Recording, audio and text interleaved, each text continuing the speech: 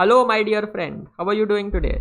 Candidate Master Ranveer Mohite here, and in this video I am going to show you a game played by one of our channel subscribers.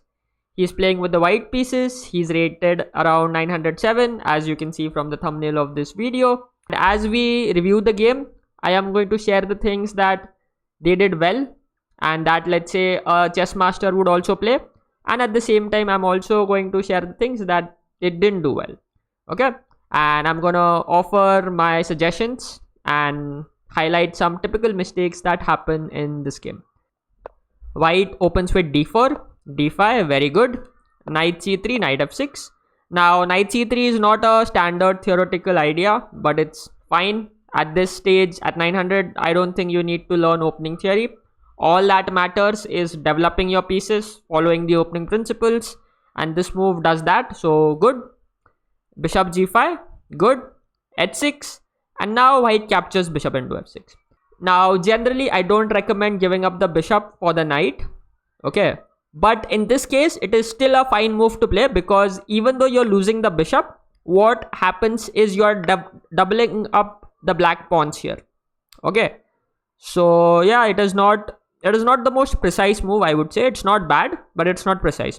What you can simply do is, if let's say your bishop is attacked, one way is just to drop the bishop back here, or you can either drop it here. Just make sure you don't play a move like this or this, okay, because the bishop is not useful here really.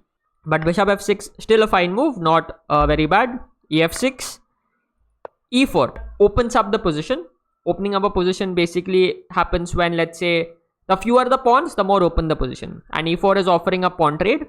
So in this position, if let's say the opponent has two bishops, you don't really want to open the position, okay. So instead, a move like e3 would have been fine to play, keeping the position closed, and closed positions is typically where knights will be much more dangerous than, let's say, open positions with the opponent having bishops. e4 is fine, not very bad. Bishop b4, pinning the knight, okay, the opponent is also playing some good moves. E into d5 happened, queen into d5, and now white plays a fantastic move, queen d2, really good move, well done.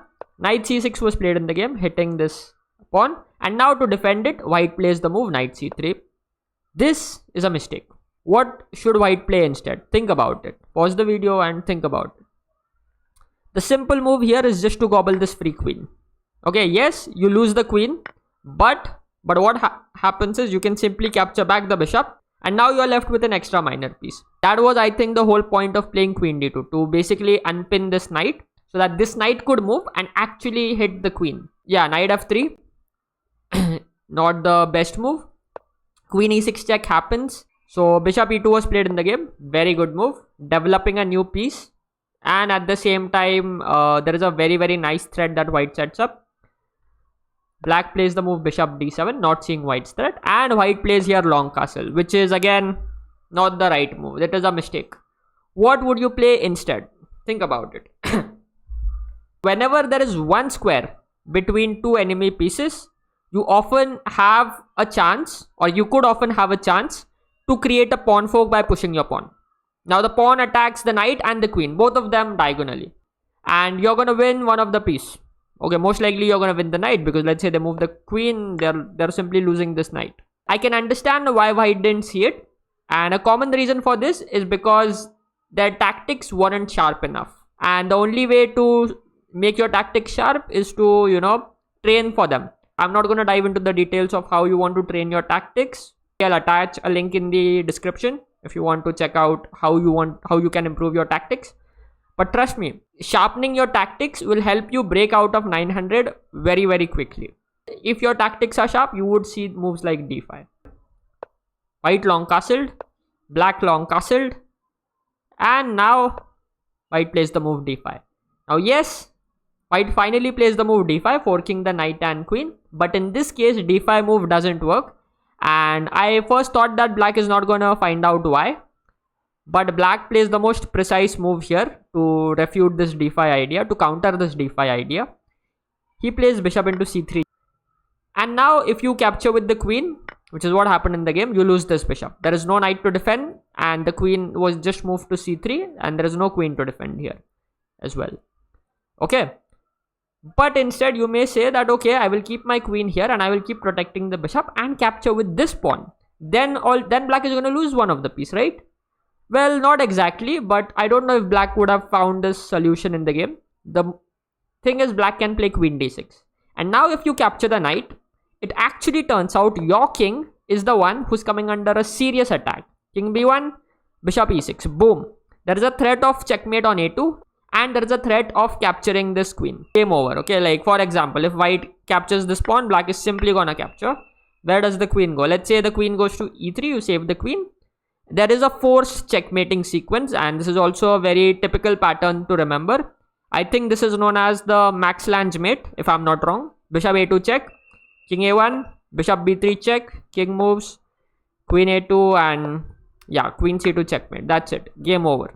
But in the game, white captured with the queen, so we no longer saw what would happen after bc3. Black captured this bishop, dc6 happens, bishop c6. Now pause the video and think, what will you play with the white pieces? In the position, white played the move rook into d8, and this is not a good move. I'll come to that why in a minute. But what do you think would have been a better move? Pause and think, what would have you played here? Okay, so before I reveal the right move in the position, let me ask you for one favor. Don't forget to subscribe to my channel, because over 90% of the people who watch these videos are not subscribers. It really helps me when you guys subscribe and when you guys hit the like button. It really helps me, okay? So please consider doing that. Okay, coming back. After bishop c6, the best move here is to go knight to d4. Okay, the important thing here is to keep these rooks. Okay, keep your rook on the d file. And, then you go and hit this bishop and the queen. What this does, as you'll soon see, is that it stops black from getting really close to the king. Okay, this rook is an important defender of this king. You'll soon see the difference. White played rook into d8 in the game, rook into d8, and now they went knight d4. Now black captured this f2 pawn, white captured here, and white gobbled this pawn. But the problem here is there is no rook on d1, and that means the black queen can come to d2, give a check, king moves, check, and we have a back rank checkmate. White has lost. So that is the reason why in this position you want your rook to be on d1. Now when you play knight d4 and let's say black gobbles this pawn, now you can capture here, and there is no one to give a check on d2 because you have a rook that can capture back. Okay, and also at the same time, whenever you capture the enemy's rook like this rook, which was doing nothing in the game up till here, okay, it was staring at its pawn, it was doing nothing. This rook comes on an open file, whereas your rook is still doing nothing in the game. Like imagine in this position, both sides have one active rook each, but after the move rook d8, it is black who has an active rook and white has an inactive rook.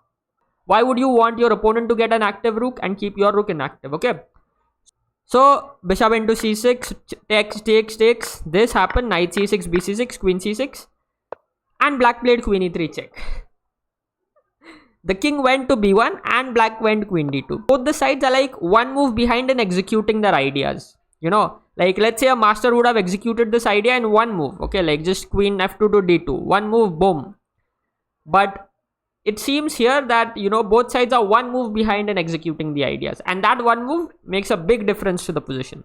Okay, now after queen d2, yes, there is a checkmate threatened, but white is able to save the mating threat with the move b3, and now there is no checkmating threat because the king would simply run to b2. Now black played once again queen e2, queen a8 check. This is good, king d7 and queen d5 check. Now you should ideally, you don't want to give so many checks in the position until and unless, let's say you have a forcing win in hand. Okay, let's say if you can give checks and win material, or if you can give checks and checkmate them, then it's good. But otherwise, randomly checking for the sake of giving checks is not a good idea, even though I know it is something which is very common.